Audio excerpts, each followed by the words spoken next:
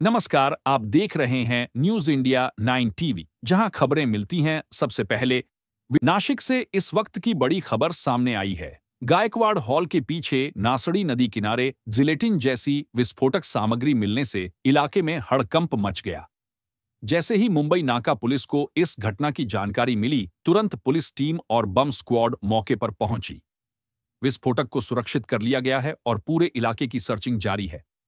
इस मामले में मुंबई नाका पुलिस थाने के वरिष्ठ निरीक्षक संतोष नरोटे ने जानकारी देते हुए कहा, जिलेटिन को जांच के लिए भेजा गया है और यह पता लगाया जा रहा है कि इसे यहां किस मकसद से रखा गया था। आसपास के इलाके की पूरी तरह से जांच की जा रही है।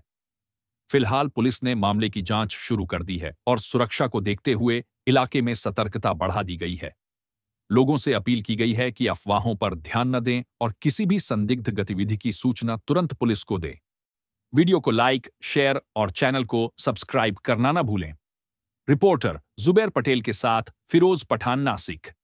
काय वस्तू आढळून आली आणि त्याच्या संदर्भात आपल्याकडे काय अपडेट आहेत आता?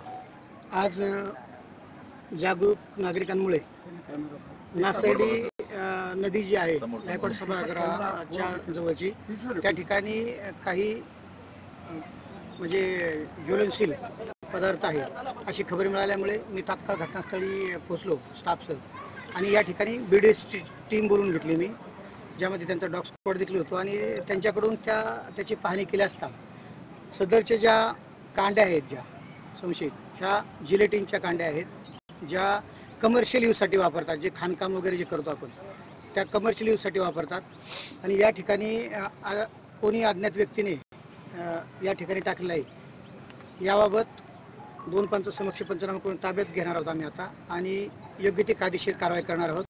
कोणी या ठिकाणी त्या कांड्या टाकल्या याचा शोध घेणार आहोत। पण अशा पद्धतीनं हे जे पदार्थ सापडलेत ते धोकादायक आहेत का, याच्याबाबत काय खुलासा आहे?